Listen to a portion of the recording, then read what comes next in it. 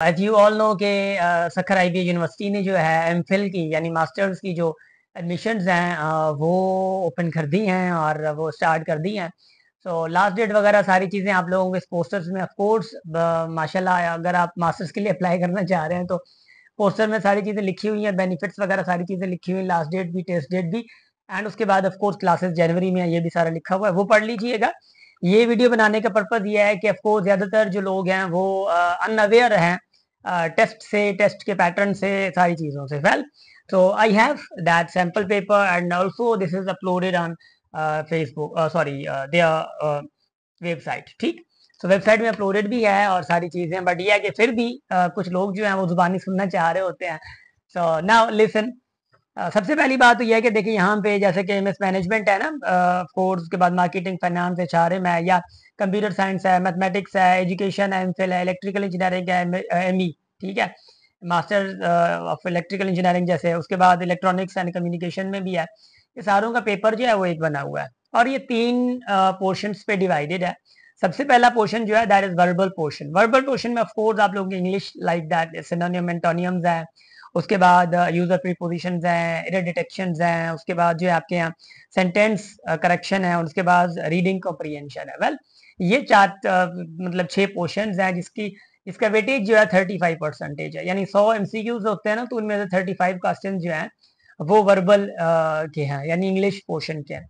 फिर आता है अब आपके यहाँ क्वांटिटेटिव एनालिसिस, जिसमें मैथमेटिक्स का पोर्शन होता है, दैट इज यहाँ पे जो इन्होंने दिए हुए हैं, but I would not recommend you कि जस्ट फॉलो दिस आउटलाइन, यानी इसके थोड़ा बियॉन्ड भी कीजिएगा।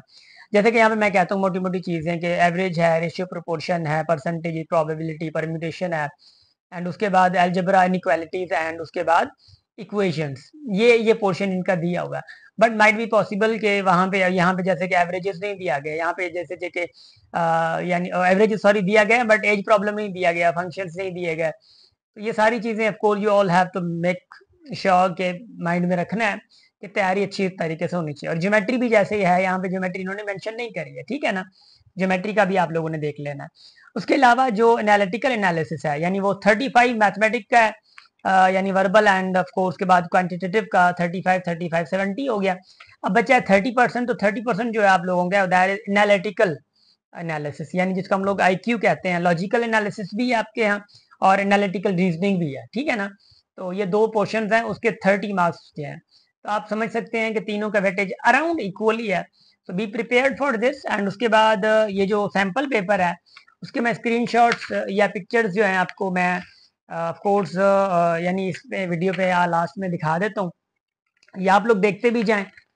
ये देखें इनइक्वालिटीज वगैरह के क्वेश्चंस जो हैं वो कैसे दिए हुए हैं इन्होंने, और प्रोबेबिलिटी, परम्यूटेशंस वगैरह वगैरह जो भी हैं, तो आप लोग थोड़ा देखिएगा, तो बड़ा मज़ेदार इनका पेपर होता है। तो let's see, wish you the best of luck, and इंशाल्लाह मेहनत करें, आप लोगों के लिए बहुत अच्छे से अपॉर्चुनिटी होगी, क्योंकि सखर आईबी यूनिवर्सिटी जो है नाउ वर्ल्ड रैंकिंग भी है और पाकिस्तान सेकंड नंबर यूनिवर्सिटी भी है माशाल्लाह से। तो फर्स्ट एक तो रैंकिंग है, वर्ल्ड रैंकिंग है, ठीक है ना। तो ये है कि अपॉर्चुनिटी आप लोगों के लिए बहुत अच्छी है। टेस्ट निकाल लेते हैं तो उसके बाद फिर इंटरव्यू भी होगा। इंटरव्यू में फिर अलग से आप लोग गाइड करूंगा कि what to be prepared about, of course ज़रूरी है। तो ये चीज़ें बहुत ज़्यादा ज़रूरी, और मेहनत करें। जहाँ से भी आप लोगों को सिलेबस चाहिए अगर, तो स्पेशली मैथ्स और इंग्लिश का, तो मैथ्स और इंग्लिश का जो है सिलेबस तो हमारे यूट्यूब चैनल पे अवेलेबल है, यानी यूट्यूब चैनल हमारा मी अकेडमी सखर के नाम से। यही टॉपिक्स हैं ऑफ कोर्स जो अंडर ग्रेड के लिए भी लेते हैं और ग्रेजुएशन के लिए भी लेते हैं। यही टॉपिक्स हैं, सेम टॉपिक्स हैं। Just go for that playlist ढूंढें, वहां से आप लोगों की तैयारी हो जाएगी। ठीक हो गया, wish you the best of luck, thank you so much, and हमेशा हंसते रहें, मुस्कुराते रहें, और हमेशा फैमिली के साथ रहें। Thank you.